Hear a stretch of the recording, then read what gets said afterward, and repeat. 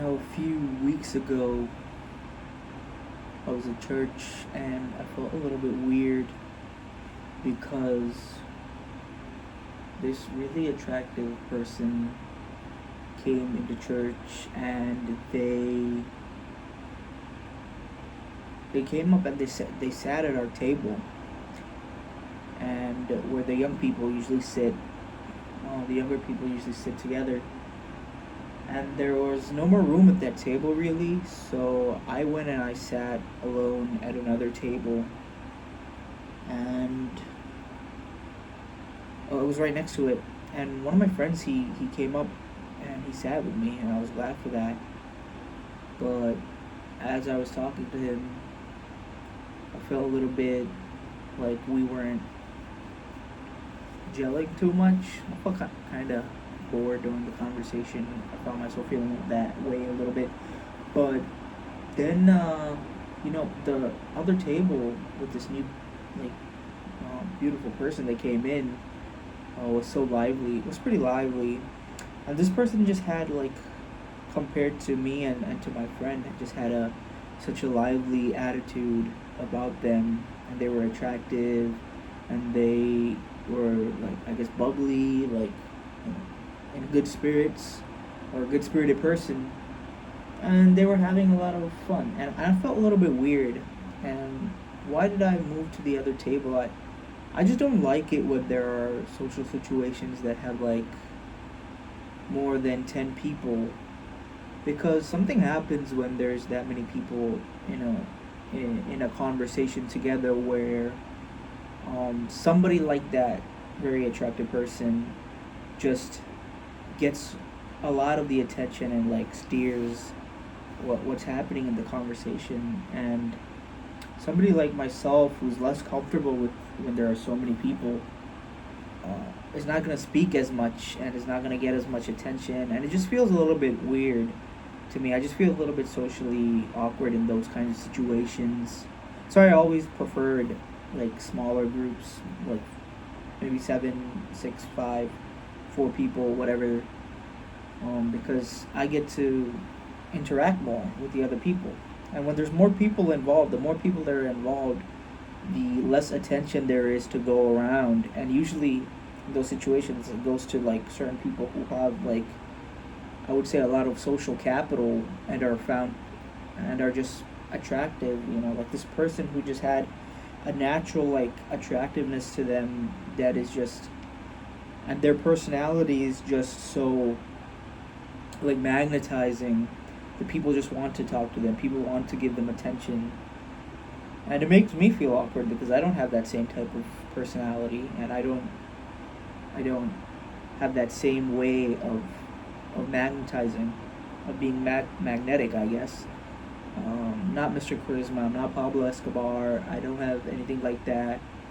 Um, and then I was thinking about it, like, because I did feel a little bit awkward after church that day, and I was, like, thinking that, okay, what is it about those people, like that person that came in, that is so magnetic? Like, what is it? What is it that is so attractive about them?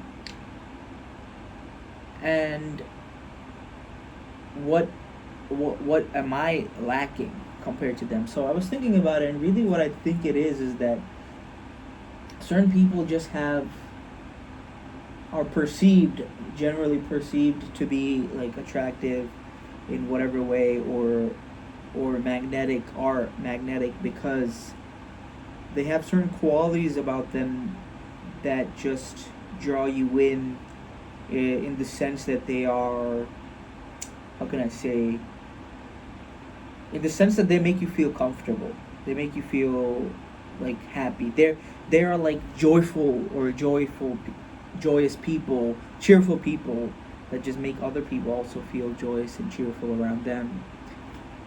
And so I was thinking about this, and I thought what it I thought I thought about this, and what I think it is it is us people perceiving something that is virtuous in that individual, something that is life-giving, something that is the person that is like that is not really exactly confident. Confident isn't the right word to describe what they are, because confidence would be like assuming that that person is doing something and they have a confidence that they're going to achieve the goal that they're aiming for. But this isn't confidence because there is no goal. They're not trying to do anything. They're not trying to be social, somebody like this. They're just magnetic. It's just natural. It's just happening. It's just who they are.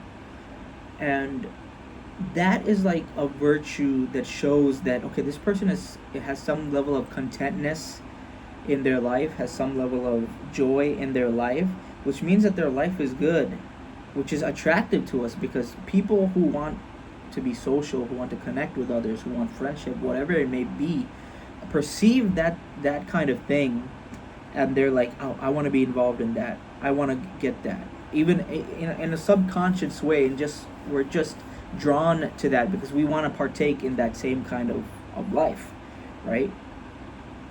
And I was thinking about myself as well in my past, like why I've never had that many long-term friendships throughout my life, especially recently. But I was wondering why, and looking on my past, I think really what it is that I I'm kind of isolate.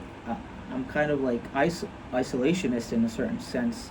I've always wondered why don't other people like come to me and try to be my friend, try to do that. But then when I think about it, I've never really done that to other people. Like I've never really been the person to go after someone else to make like to create or establish a friendship or whatever it is. I've rarely ever done that. Um, and when others have like kind of gestured that towards me, I remember times in my past where I just didn't take that gesture and reciprocate it, you know? So why should people reciprocate it for me? You know, so what I'm thinking is that these people have just certain virtues about them that we notice and are attracted to, and I want I want that quality. You know, I want maybe not the exact quality or qualities that other people have, but something that is, you know, makes people feel comfortable, something that draws people, something about me that is good. And for for me, I think it's any of the virtues that a person could have. Um, that's where my mind is at. That's what I'm trying to do.